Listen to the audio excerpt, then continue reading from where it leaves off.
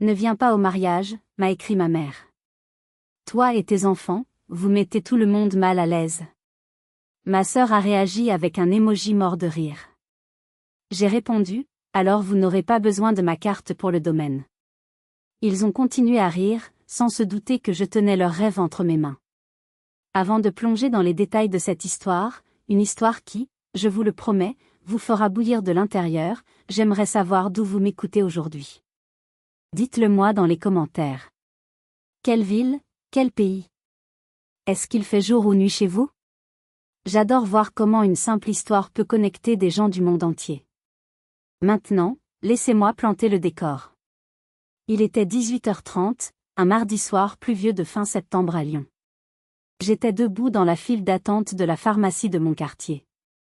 L'odeur d'antiseptique et de carton neuf se mêlait à celle de la pluie sur le trottoir. J'étais épuisé. Le genre d'épuisement qui s'infiltre dans vos os, celui que seules les mères célibataires qui jonglent avec un travail à plein temps peuvent comprendre.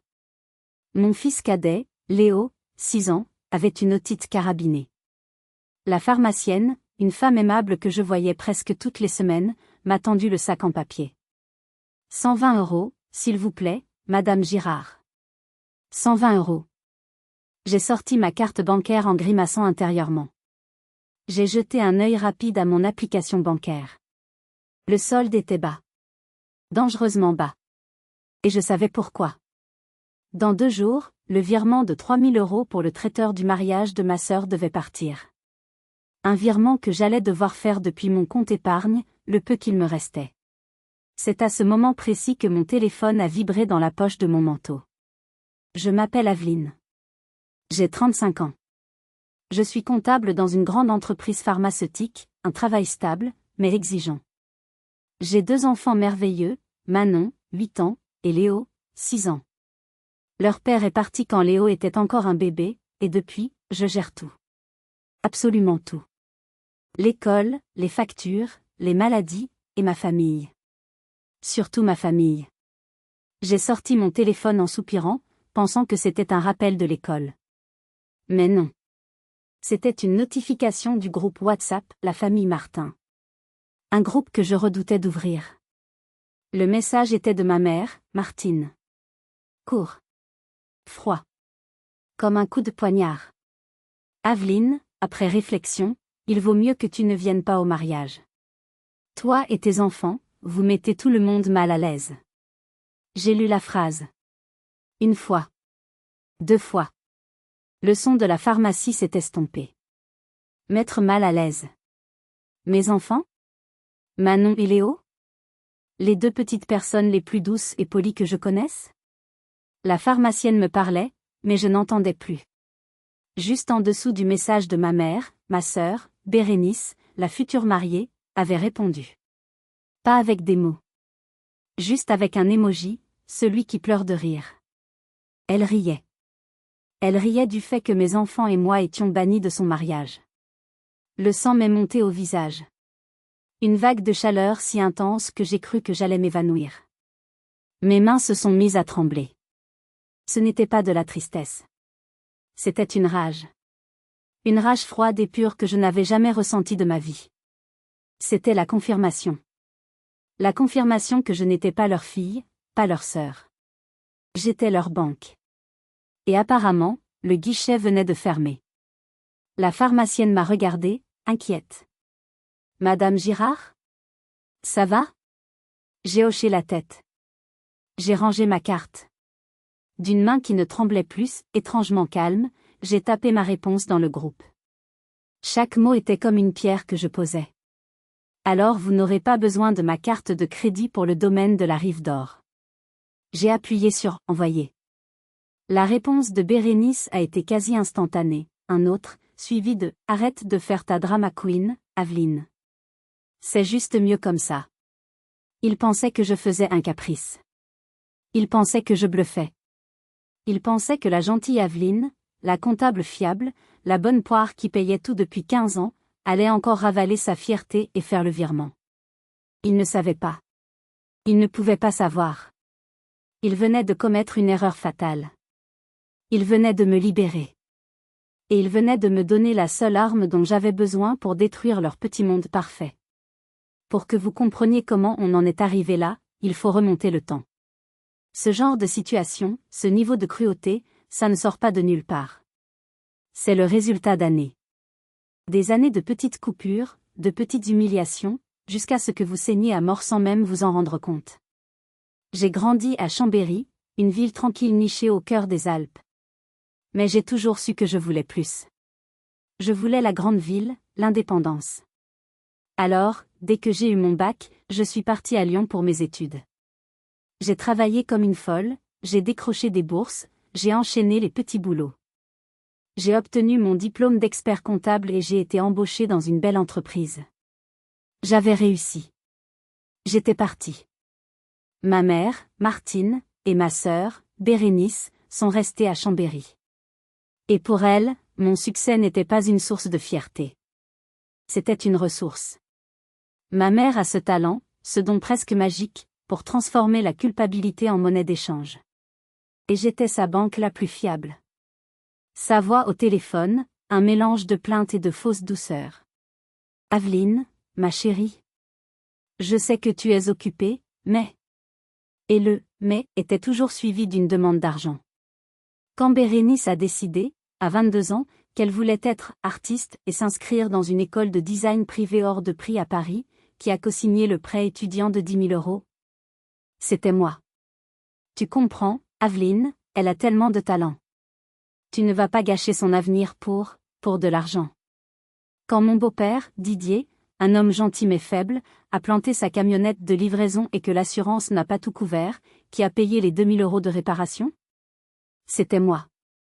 Je te rembourserai, Aveline, je te le jure, m'avait-il dit. C'était il y a 5 ans. Je n'ai jamais revu la couleur de cet argent. Et puis, il y avait les petites choses. 50 € par-ci pour des courses. 100 € par-là pour une facture d'électricité, oubliée. C'était constant. La dynamique était claire comme de l'eau de roche, et tout aussi toxique. Bérénice était la créative, la pétillante, celle qui avait des rêves mais pas de responsabilité. Moi, j'étais la fourmi, la comptable ennuyeuse, la rabat-joie qui, par chance, avait un bon salaire. Martine adorait se vanter des projets de Bérénice devant ses amis, mais elle ne m'appelait, moi, que lorsque le relevé de compte était dans le rouge. Aveline, tu es si douée avec les chiffres, me disait-elle. Ce qui voulait dire, Aveline, tu es si douée pour remplir nos trous financiers. Alors, quand Bérénice a annoncé ses fiançailles, j'ai été heureuse pour elle. Vraiment. Mais la conversation a très vite dérapé. Elle ne voulait pas d'un mariage simple à la mairie de Chambéry. Non. Bérénice avait une vision. Elle avait un tableau Pinterest. Elle voulait le domaine de la Rive d'Or, un lieu absolument somptueux, une bâtisse du XVIIIe siècle avec des jardins à la française au bord du lac d'Annecy. Un lieu dont le devis de location à lui seul dépassait ce que je gagnais en 2 mois. C'est magnifique, Berry, mais c'est hors de prix, avais-je tenté de dire. Mais c'est le plus beau jour de ma vie, Aveline, avait-elle pleurniché. Et ma mère avait enchaîné, comme toujours. Aveline, ne sois pas égoïste. C'est ta seule sœur. Tu as un bon travail, tu peux bien faire un petit effort. Prends un petit crédit. Ce n'est rien, comparé à son bonheur. Un petit effort. Et j'ai cédé. Encore une fois. J'ai vidé mon livret A pour payer la compte de 5 000 €. J'ai pris sur ma carte de crédit pour le traiteur, pour le photographe, pour les fleurs. J'ai dit à mes enfants, Manon et Léo, que nous ne partirions pas en vacances à la mer cet été. Que nous irions juste un week-end chez papy et mamie. Leur petit visage déçu me hante encore. C'est pour le mariage de Tati Bérénice, leur avais-je expliqué, un nœud dans la gorge. Pendant 15 ans, j'avais cru que je payais pour leur amour. Que chaque virement m'achetait un peu de leur affection. Ce jour-là, dans cette pharmacie, en lisant ce texto, j'ai enfin compris la vérité. Je n'achetais pas leur amour. J'achetais seulement leur tolérance. Et le prix venait de devenir beaucoup, beaucoup trop élevé. L'argent, aussi douloureux que ce soit, n'était même pas le pire. L'argent, ça se regagne. On travaille plus, on se serre la ceinture, on s'en sort. Non, le pire, c'était l'humiliation. L'humiliation d'être traité comme une moins que rien, après avoir tout donné. Et cette humiliation avait commencé bien avant ce texto. Elle avait commencé 3 semaines plus tôt, avec une histoire de broche. Ma grand-mère, la mère de ma mère, était décédée quand j'avais 20 ans. C'était la seule personne dans mon enfance qui m'ait jamais regardée comme si j'étais suffisante. Pas la comptable, pas la sérieuse. Juste Aveline. Quand elle est partie, elle m'a laissé sa broche. Un petit bijou en argent et perles, un peu terni, rien de valeur. Mais pour moi, c'était tout. C'était le symbole de son amour inconditionnel. Je la gardais dans ma boîte à bijoux comme une relique. Il y a 3 semaines, dans une tentative désespérée de créer un lien avec Bérénice avant son mariage, j'ai eu une idée. Une idée stupide, rétrospectivement. J'ai pris ma voiture un samedi matin. J'ai fait l'heure et demie de route sur la 43, de Lyon à Chambéry. J'ai écouté les enfants chanter à l'arrière, et j'ai senti une petite boule d'espoir dans ma poitrine. Nous sommes arrivés chez ma mère.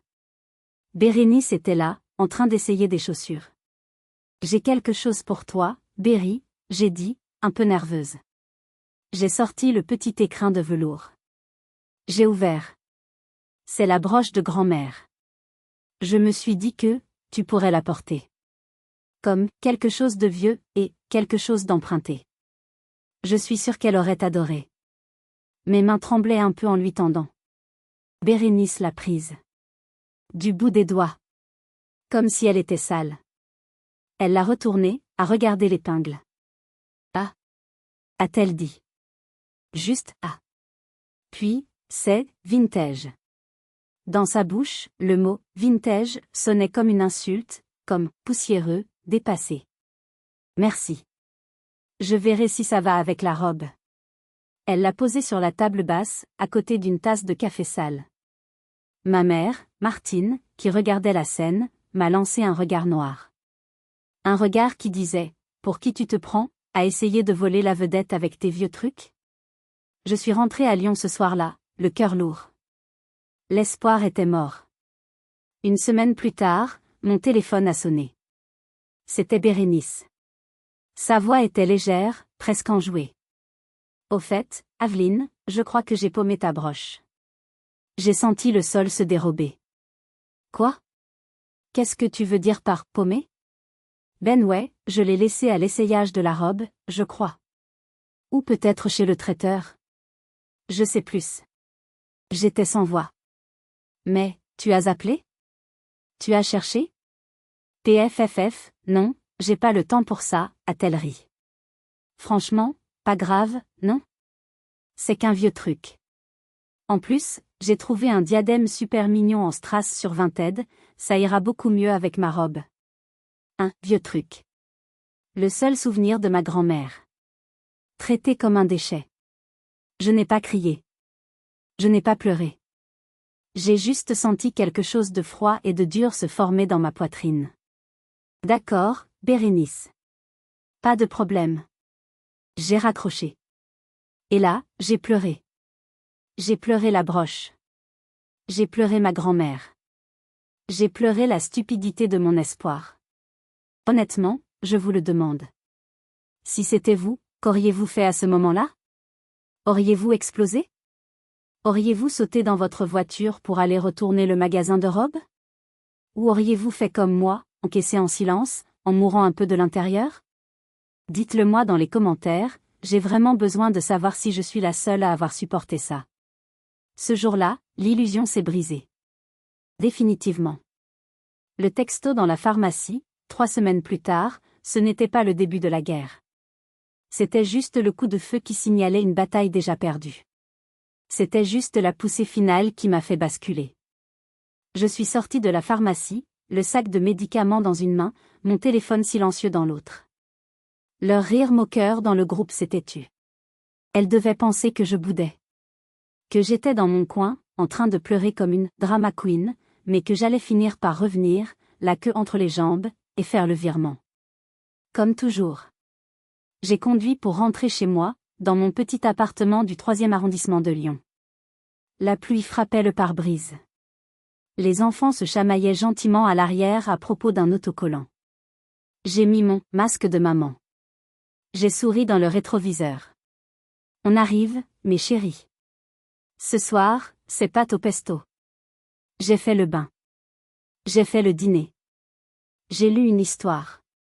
Manon, ma fille de 8 ans, si perspicace, m'a regardé avec ses grands yeux sérieux. Pourquoi tu es triste, maman? J'ai failli craquer. J'ai failli tout lui raconter. Mais non. C'est une enfant. J'ai lissé ses cheveux. Je ne suis pas triste, ma puce. Maman est juste très, très fatiguée. C'était la vérité, après tout. Une fois les enfants couchés, à 20h30, le silence de l'appartement est devenu assourdissant. Il n'y avait que le bruit du lave-vaisselle. Je me suis assise sur mon canapé, dans le noir. Et là, j'ai craqué. J'ai pleuré silencieusement. J'ai pleuré de rage, d'humiliation, de solitude. J'ai failli prendre mon téléphone pour appeler ma mère. Pour m'excuser. M'excuser de quoi? D'exister? D'avoir des enfants? C'est là que le téléphone a sonné. Pas le portable. Le téléphone fixe, celui qui est sur le meuble de l'entrée et qui ne sert qu'aux démarcheurs. J'ai décroché. C'était Didier. Mon beau-père. Enfin, peut-être, une voix de la raison. Aveline, a-t-il commencé. Sa voix était basse, embarrassée. Didier. Écoute. J'ai vu les messages. Bon. Ta mère, elle est très stressée en ce moment. Tu sais, le mariage, tout ça. Bérénice aussi. Ne fais pas de vagues, s'il te plaît. Laisse passer. Ça va se tasser. Tu sais comment elles sont. Ne fais pas de vagues. Mon dernier espoir. Le seul adulte de l'autre côté. Et il me demandait de me taire. De laisser passer. Il n'était pas un allié. Il était un facilitateur. Un complice passif de leur toxicité. Merci pour l'appel, Didier, j'ai dit d'une voix que je ne reconnaissais pas. Une voix morte. J'ai raccroché avant qu'il ne puisse répondre. Je n'étais plus triste. J'étais seule. Et quand vous êtes seul, vous n'avez plus personne à protéger. Plus personne à qui plaire. Je me suis levée. J'ai allumé la lumière. Ma motivation n'était plus la vengeance. C'était la justice. Ma justice. Je me suis assise à mon bureau. J'ai allumé mon ordinateur portable. L'odeur du café froid de l'après-midi flottait encore. Je n'allais pas les laisser s'en tirer comme ça. Je n'allais pas les laisser me bannir et garder mon argent. J'allais récupérer ce que je pouvais. J'ai ouvert ma boîte mail. J'ai cherché « Domaine de la Rive d'Or ». Des dizaines de messages. Des devis. Des confirmations. Des factures. Toutes payées par moi. J'ai ouvert le contrat final. Le PDF. Contrat de location, Domaine de la Rive d'Or. Mes yeux, habitués à lire des bilans comptables, ont scanné le document. Je cherchais les clauses d'annulation. Je cherchais le montant que j'allais perdre. Je suis passé devant le menu « Prestige » choisi par Bérénice. Devant le « bar à champagne » exigé par Martine. Devant le « DJ et feu d'artifice » un caprice de dernière minute. Et puis, je suis arrivé à la page 3. Section 2. Partie contractante. Mon cœur s'est arrêté de battre. Je m'attendais à voir le nom de Martine. Ou celui de Bérénice et de son fiancé. Mais non. Elles étaient trop occupées avec les choses créatives. Elles étaient nulles en paperasse. Elles m'avaient tout laissé gérer. Toi, tu sais faire ça, Aveline. En lettres capitales, sous la ligne « Cli principal T unique responsable financier », il n'y avait qu'un seul nom. Madame Aveline Girard. Mon nom. Leur nom n'était nulle part. Ni Martine. Ni Bérénice. C'était une erreur. Une erreur d'arrogance. Une erreur née de leur mépris pour moi, la comptable. Ils m'avaient laissé tout gérer, tout signer. Une erreur qui allait leur coûter un mariage. Ce n'était plus une supposition. C'était une certitude. Ce n'était pas une erreur de ma part. C'était une arme qu'ils m'avaient eux-mêmes donnée. Et j'allais enfin, apprendre à m'en servir. Je suis resté figé devant mon écran pendant une minute entière. Le silence de l'appartement était total. J'ai relu la ligne. Unique responsable financier.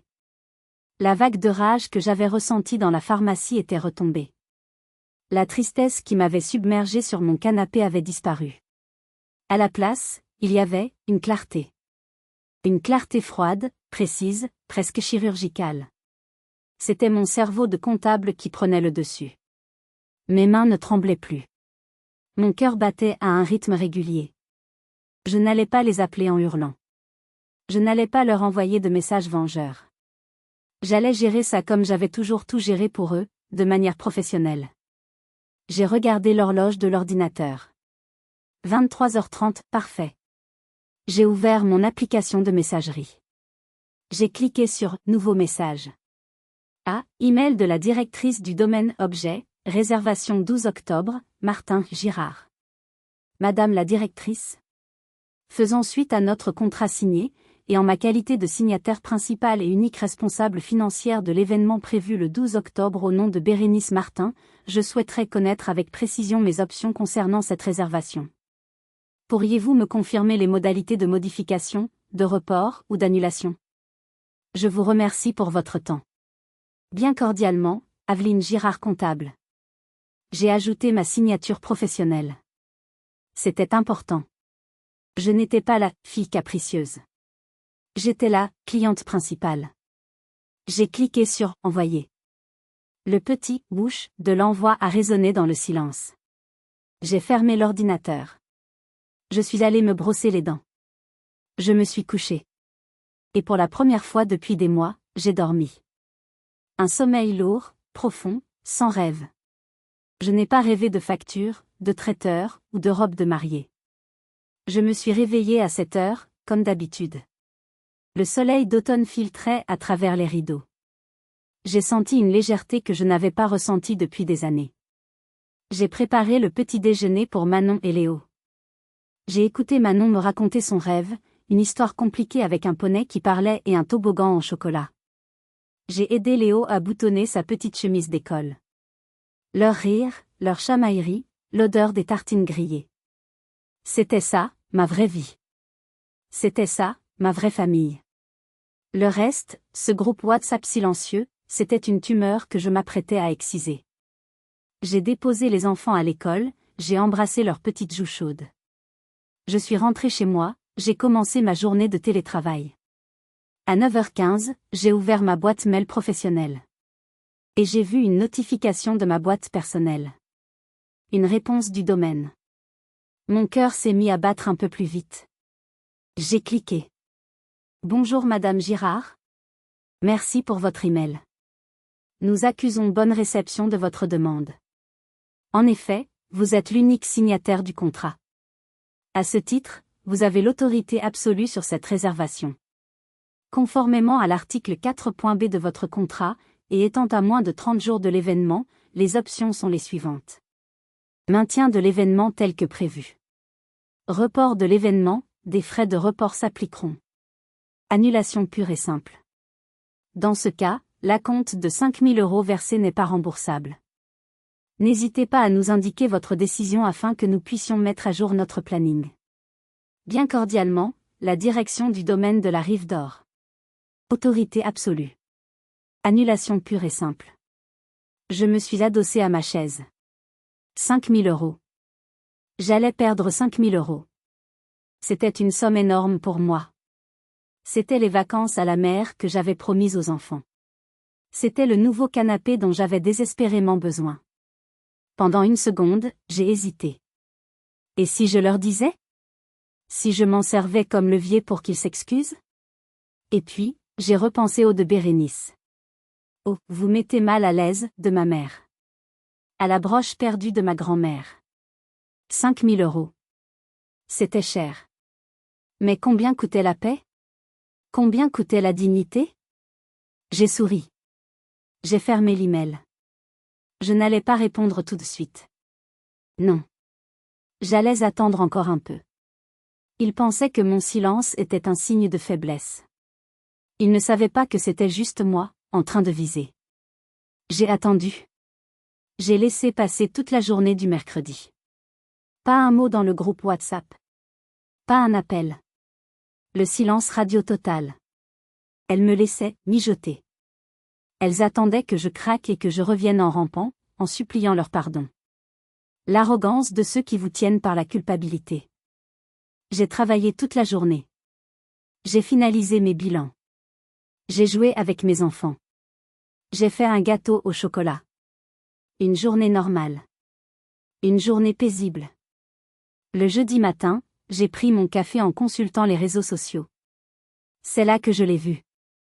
Une story Instagram de Bérénice.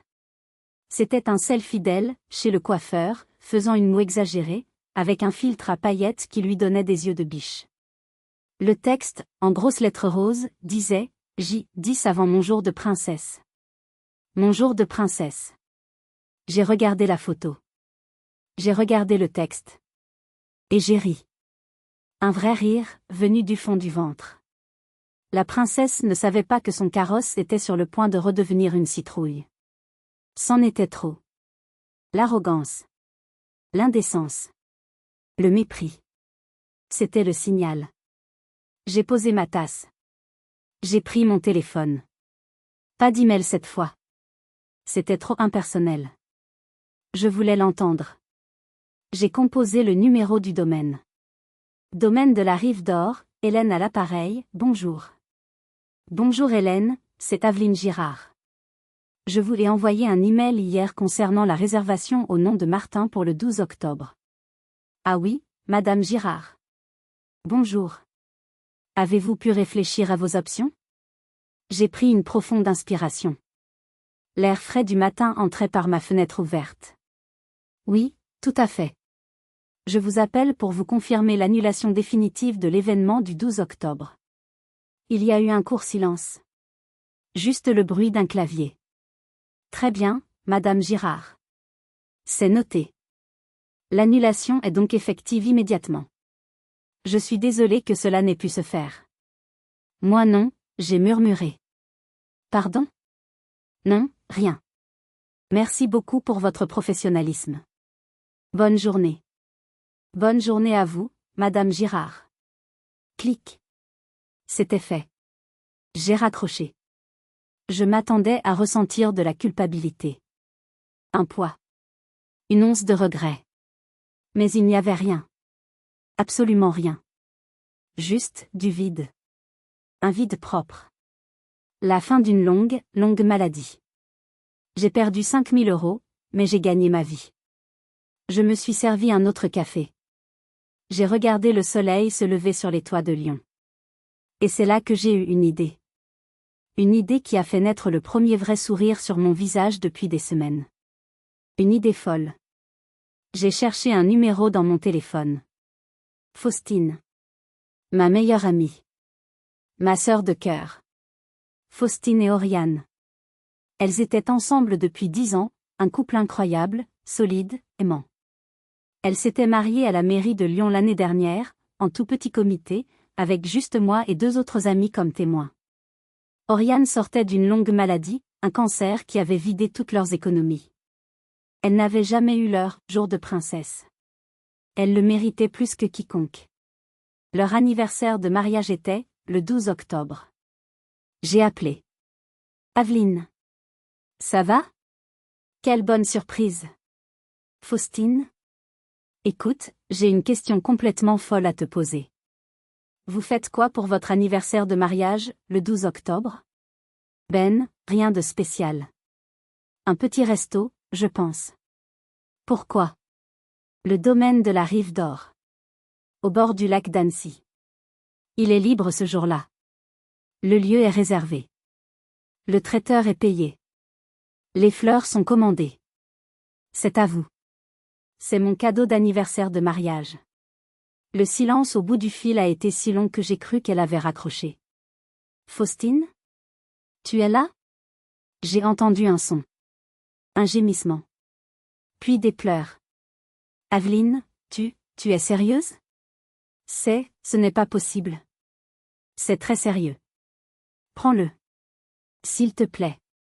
Faites une fête incroyable. Invitez tous vos amis. C'est tout ce que je demande. J'ai entendu Faustine crier pour appeler Oriane. Je les entendais pleurer toutes les deux au téléphone. Elles n'arrêtaient pas de me remercier. C'est moi qui vous remercie, j'ai dit, les larmes aux yeux. Je venais de transformer le pire jour de ma vie en un rêve pour quelqu'un d'autre. Pendant ce temps, à Chambéry, la bombe à retardement que j'avais posée commençait à faire tic-tac. Le compte à rebours était lancé. L'explosion n'a pas tardé. J'avais donné le lieu à Faustine et Oriane le jeudi matin. J'imagine que le domaine, maintenant libéré, a dû appeler Bérénice ou Martine pour leur proposer d'autres dates, ou peut-être simplement pour confirmer l'annulation d'un autre prestataire. Le vendredi matin, j'étais en pleine réunion Zoom. Une réunion importante sur les bilans trimestriels.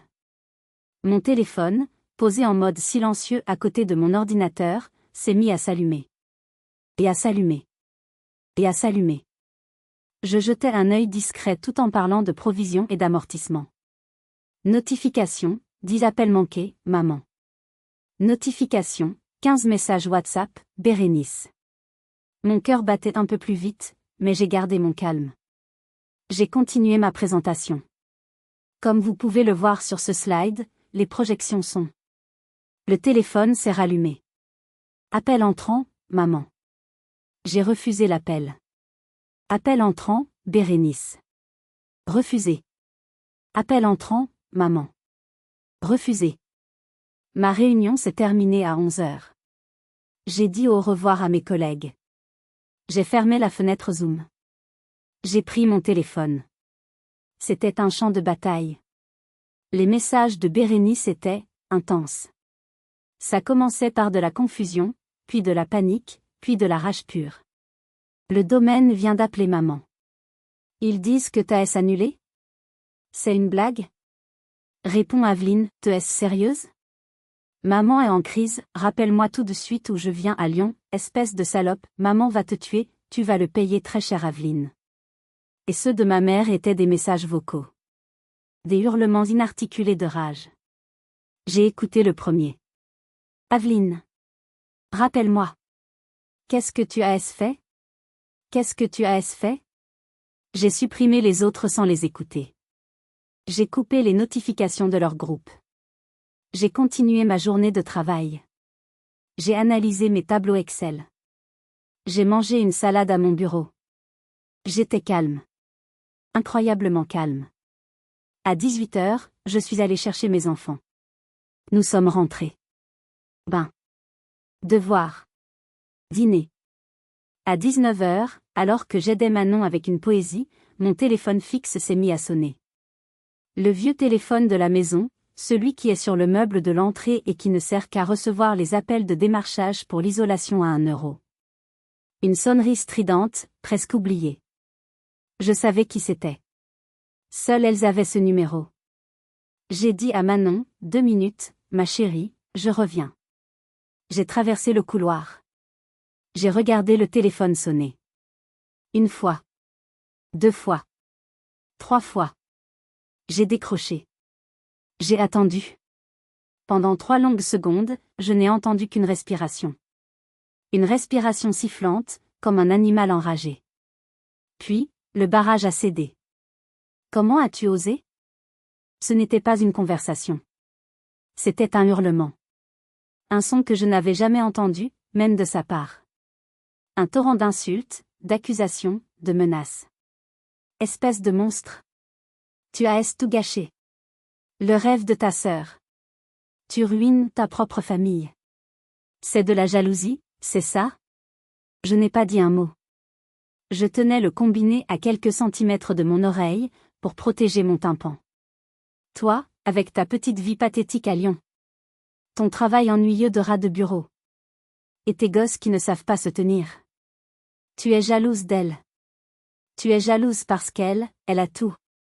Elle est belle, elle a du talent, elle a trouvé l'amour. Le bonheur qu'elle me hurlait dessus était celui que j'avais payé, facture après facture. L'ironie était presque comique. Tu vas réparer ça, Aveline. Tu m'entends? Tu vas les rappeler tout de suite. Tu vas te mettre à genoux s'il le faut. Tu vas payer ce qu'il faut, le double, le triple, mais tu vas récupérer ce domaine. Elle a crié comme ça pendant encore une bonne minute. J'ai attendu. J'ai regardé la poussière danser dans le rayon de lumière du couloir. J'ai attendu qu'elle reprenne son souffle, qu'il y ait une microseconde de pause dans ce torrent de haine. Quand le silence s'est fait, un silence haletant, j'ai posé une seule question. D'une voix calme. Plate. Glaciale. Maman. Quoi? Où est la broche de grand-mère? Il y a eu un silence. Pas un silence pour reprendre sa respiration.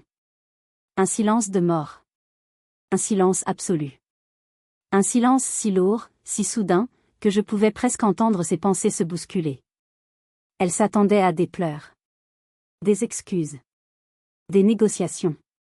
Elle ne s'attendait pas à ça. La broche. Le vieux truc. Le symbole de tout son mépris. Le silence s'est étiré. Une seconde. 2. 3. Puis, j'ai entendu un petit clic. Elle avait raccroché. J'ai reposé le combiné. J'ai souri. Pour la première fois de ma vie, c'était moi qui avais eu le dernier mot. C'était moi qui l'avais laissé sans voix.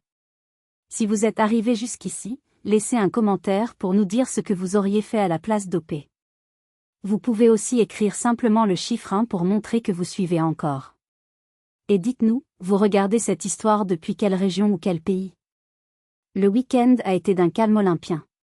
Comme le centre d'un cyclone. Plus un seul appel. Plus un seul message. J'imaginais la panique à Chambéry. Les appels frénétiques à d'autres salles. La honte de devoir expliquer aux invités que le lieu de rêve n'existait plus. Le dimanche après-midi, alors que j'étais au parc avec les enfants, mon portable a vibré. Un SMS de Didier. Je suis la Lion. Je peux passer te voir? J'ai besoin de te parler. C'est important. Son ton était différent. Ce n'était plus le complice fatigué de ma mère. Ce n'était plus l'homme qui me disait de ne pas faire de vagues. C'était un homme, brisé. Je lui ai donné l'adresse d'un café tranquille près de chez moi. Je suis arrivée la première. Il est entré 10 minutes plus tard. J'ai eu un choc. Il avait l'air d'avoir vieilli de 10 ans en 3 jours. Ses épaules étaient voûtées, son regard était vide. Il s'est assis lourdement en face de moi. Il a commandé un café qu'il n'a pas touché. Elles ont trouvé une autre salle, a-t-il commencé, d'une voix rauque. J'ai attendu. La salle des fêtes municipales de Chambéry. La salle polyvalente, celle à côté de la déchetterie. J'ai essayé de ne pas réagir. J'ai imaginé la scène. Les néons blafards. Le sol en lino imitation parquet, usé par des milliers de lotos. L'odeur de chou froid et de désinfectant. Un contraste saisissant avec les lustres en cristal et la vue imprenable sur le lac d'Annecy. Bérénice est dévastée. Elle ne sort plus de sa chambre. Et Martine? Martine est comme une furie. Elle casse des choses. Elle hurle sur tout le monde. Surtout sur moi. Il a remué son café, son regard perdu dans la tasse. Aveline. Il a relevé les yeux vers moi. Ils étaient pleins d'une tristesse et d'une honte que je ne lui avais jamais vue. J'ai quelque chose à te dire. Quelque chose de terrible. Je me suis redressée. Hier. Ta mère m'a ordonné de fouiller dans ses vieux papiers. Elle était persuadée qu'elle pouvait te poursuivre en justice, pour rupture de contrat verbal ou une absurdité du genre. Elle voulait trouver un document, n'importe quoi. Et, je n'ai pas trouvé de papier. Mais, Aveline, j'ai trouvé la broche. Mon cœur s'est arrêté. J'ai posé ma tasse. Quoi? Où ça? Bérénice l'avait retrouvée? Il a secoué la tête, misérablement. Non. Pas Bérénice. Ta mère. Je ne comprenais pas, mais... Bérénice m'a dit qu'elle l'avait perdue à l'essayage. Elle l'a perdue, oui. Elle l'a oubliée là-bas. Le magasin les a appelés. Et c'est Martine qui est allée la récupérer. Il y a 2 semaines. Elle l'avait? Elle l'avait depuis 2 semaines? Didier a hoché la tête. Elle l'avait. Je l'ai trouvée. Dans sa propre boîte à bijoux. Cachée tout au fond, sous ses colliers en toque. J'ai senti la nausée monter. Mais, pourquoi? Pourquoi elle n'a rien dit? Je lui ai posé la question. La voix de Didier s'est brisée. Je l'ai sortie. Je lui ai mise sous le nez. Elle est devenue blanche. Elle a nié. Puis elle a crié. Et elle a avoué. J'attendais, glacée. Elle m'a dit. Il a fermé les yeux, comme s'il avait honte de répéter les mots. Elle m'a dit, Aveline n'avait pas à la lui donner, à cette petite prétentieuse. C'est moi la mère. C'est à moi qu'elle aurait dû la donner, si elle avait un peu de respect. C'est une leçon, voilà tout. Une leçon. Elle m'avait laissé croire que ma sœur avait profané le seul souvenir de ma grand-mère. Elle avait laissé Bérénice croire qu'elle l'avait perdue à jamais. Elle avait menti aux deux. Par pure jalousie. Par pur besoin de contrôle. Ce n'était pas de la négligence. C'était un acte de malveillance délibérée. C'était du vol. Didier pleurait. Des larmes silencieuses coulaient sur ses joues. Il ne pleurait pas pour moi. Il pleurait pour lui. Il venait de comprendre que la femme pour qui il avait tout accepté, dont il avait toléré tous les caprices, tous les abus financiers, était une voleuse. Pas seulement une voleuse d'argent. Une voleuse de souvenirs. Une âme vide. Je n'ai rien dit. J'ai juste posé ma main sur la sienne. Je savais qu'à cet instant précis, je n'avais pas seulement détruit un mariage. J'avais détruit le leur. Le 12 octobre est arrivé. Ce jour-là, le destin, ou le karma, ou peut-être juste la météo, a décidé de faire les choses avec un sens de l'ironie spectaculaire. À Lyon, où j'avais emmené mes enfants au parc de la Tête d'Or pour profiter de cette journée soudainement libre, le ciel était d'un bleu parfait. Un soleil d'automne radieux illuminait les feuilles dorées. À Annecy, où se déroulait le mariage de Faustine et Oriane, le temps était identique. Mais à Chambéry, à 50 kilomètres de là, il pleuvait. Pas une petite bruine. Non. Il pleuvait des cordes. Une pluie battante, froide, incessante, qui transformait les parkings en bourbiers. Je n'étais à aucun des deux mariages. J'étais sur un banc, à regarder Manon et Léo faire du vélo. J'étais en paix. Mais mon téléphone, lui, me racontait deux histoires parallèles. Deux univers. D'un côté, Faustine. Elle m'envoyait des photos toutes les heures. Des photos d'elle et Oriane, au bord du lac d'Annecy, dans les jardins magnifiques du domaine de la Rive d'Or. Elles étaient sublimes. Leurs robes étaient simples, mais leur bonheur irradiait. Elles étaient entourées de tous leurs amis. Elles riaient aux éclats. Elles dansaient sur la pelouse, sous le soleil. L'une des photos était un selfie d'elles deux, les larmes aux yeux, avec le lac scintillant en arrière-plan. La légende disait « Merci, Aveline. Merci du fond du cœur. Tu nous as donné un conte de fées que nous ne pensions jamais avoir. On t'aime plus que tout. » Et de l'autre côté, j'avais une cousine éloignée, la seule personne de la famille qui m'ait envoyé un message de soutien discret. Martine l'avait suppliée, ou menacée, pour qu'elle vienne quand même. Elle m'envoyait des messages, cachés dans les toilettes de la salle des fêtes. « Aveline, c'est l'horreur. Il fait un froid de canard ici. Ils n'ont pas allumé le chauffage. Le buffet, c'est des salades de riz dans des bols en pyrex et des chips. Bérénice pleure dans un coin depuis 1 heure. Sa robe est toute sale en bas. » Puis, elle m'a envoyé une photo. C'était presque tragique. Bérénice.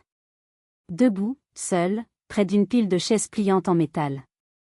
Sa robe à 10 000 €, payée par mes soins, traînait lamentablement sur le lino mouillé de la salle des fêtes. L'éclairage au néon lui donnait un teint verdâtre. Elle avait l'air hagard. Je n'ai pas ressenti de joie. J'ai juste ressenti, de la pitié. Et une immense confirmation que j'avais fait le bon choix. Mais le clou du spectacle est arrivé le soir. Vers 22 heures. J'étais chez moi, les enfants dormaient. Mon téléphone a sonné. C'était Didier. Il n'était pas censé être au mariage ? Il était dans sa camionnette, garée un peu plus loin, sous la pluie. Sa voix était vide. Aveline, tu ne devineras jamais. Tu ne devineras jamais ce qui vient de se passer. Raconte-moi, Didier. C'était le moment du discours. Le témoin du marié. Un de ses amis d'enfance. Complètement saoul. Il a pris le micro.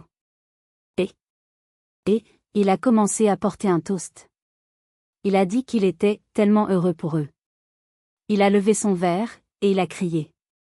Il a crié dans le micro, félicitations. Surtout à Bérénice. Une fille géniale.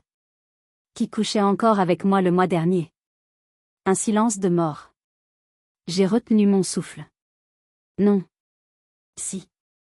Un silence de mort dans la salle. Puis le chaos. Le marié est devenu fou. Il a sauté sur son témoin. Ils se sont battus. Le père du marié a hurlé que c'était une honte. Les parents ont commencé à s'insulter. Et Bérénice? Elle s'est effondrée en larmes. En niant tout. Mais, je crois que personne ne l'a cru. Et, ma mère? Ta mère? La voix de Didier est devenue dure. Ta mère est venue vers moi, au milieu de tout ça, elle m'a attrapé par le bras et elle m'a hurlé que c'était de ma faute.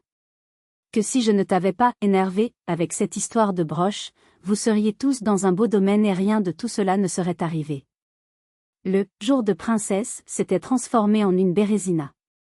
Une humiliation publique, totale, cataclysmique.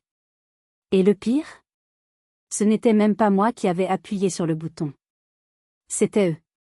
Ça avait toujours été eux. Une semaine a passé. Une semaine de silence total, absolu. Comme si la famille Martin avait été rayée de la carte. J'imaginais les retombées. Le mariage annulé. Les fiançailles rompues. La honte à Chambéry. Jeudi suivant. Je reçois un SMS. De Didier. 3 mots. Je suis parti. Mon cœur s'est serré. J'ai appelé immédiatement. Didier? Qu'est-ce qui se passe? Tu es parti où? J'ai quitté ta mère, Aveline. Sa voix était fatiguée, mais plus légère. Je l'entendais pour la première fois depuis des années. J'ai pris mes affaires cette nuit, pendant qu'elle dormait. Je suis dans un petit hôtel près d'Annecy. Je ne peux plus. L'histoire de la broche, le mariage, la façon dont elle m'a accusée. C'en est trop. J'ai passé 20 ans à m'excuser d'exister. C'est fini. Je ne savais pas quoi dire. Tu vas aller où? Je vais me trouver un petit appartement. Reprendre mon boulot de livraison. J'ai besoin de respirer. Il a fait une pause. Et Aveline, je voulais te le dire. Je suis passée à la banque ce matin. J'ai changé le bénéficiaire de mon assurance vie. C'est pour toi et tes enfants. Ne t'en fais pas, Hilary, je ne compte pas mourir demain. Mais, je n'ai personne d'autre. Vous êtes ma seule famille. Vous l'avez toujours été. J'ai raccroché et je me suis mise à pleurer. Mais pour la première fois, ce n'étaient pas des larmes de rage ou de tristesse. C'étaient des larmes de gratitude. J'avais perdu une mère et une sœur, mais j'avais gagné un père. La vie a repris son cours à Lyon. Mon travail, mes enfants, mes amis. Faustine et Oriane m'ont invité à dîner pour me montrer les photos de leur lune de miel improvisée. Elles étaient radieuses. Nous avons ri et pleuré toute la soirée. Je me sentais légère. Vraiment légère. Puis, un soir, environ un mois après le non-mariage, alors que je bordais mes enfants, mon téléphone a vibré. Un numéro que je ne reconnaissais pas. Un message texte. De Martine. Elle avait dû acheter une nouvelle carte prépayée. C'était sa dernière tentative. Son dernier coup de poignard. Tu as gagné. J'espère que tu es fier. Tu as détruit cette famille. Bérénice ne me parle plus. Didier est parti. Tout ça à cause de toi. Mais ça reste ta famille. J'ai lu le message. Une fois. 2 fois. Autrefois, ces mots m'auraient détruite. Tu as détruit cette famille. La culpabilité m'aurait rongée. Mais plus maintenant. J'ai regardé mes enfants endormis, leurs visages paisibles, innocents. J'ai regardé autour de moi, mon petit appartement lyonnais, mon sanctuaire de paix. J'ai pensé à Didier, qui m'envoyait des photos de sa première randonnée en solo. J'ai pensé à Faustine et Oriane, qui parlaient d'adopter. J'ai pris mon téléphone. J'ai tapé ma réponse finale. La dernière chose que j'aurais jamais à leur dire. Je n'ai abandonné personne. Je n'ai détruit personne. J'ai juste arrêté de payer pour qu'on me manque de respect. J'ai envoyé. Et, sans attendre de réponse, j'ai cliqué sur « Bloquer ce contact ». J'ai éteint mon téléphone. J'ai éteint la lumière. Je n'ai jamais eu de nouvelles. Ni d'elle, ni de Bérénice. Et c'est très bien comme ça. La paix, j'ai appris, ce n'est pas l'absence de conflit. Ce n'est pas une vie sans drame ou sans tempête. La paix, c'est de savoir que lorsque la tempête arrive, vous n'avez plus peur. C'est de savoir que votre dignité, votre respect de vous-même, ne sont pas à vendre. Pas à n'importe quel prix. S'éloigner de ce qui vous détruit, ce n'est pas de la vengeance. C'est de la survie. Si cette histoire vous a touché, si elle vous a rappelé quelque chose ou quelqu'un, partagez votre propre expérience dans les commentaires. Aimez cette vidéo si vous pensez que j'ai pris la bonne décision, aussi difficile soit-elle. Et surtout, n'oubliez pas de vous abonner, parce que se choisir soi-même, c'est parfois le plus beau, et le plus difficile, des combats. Merci de m'avoir écouté.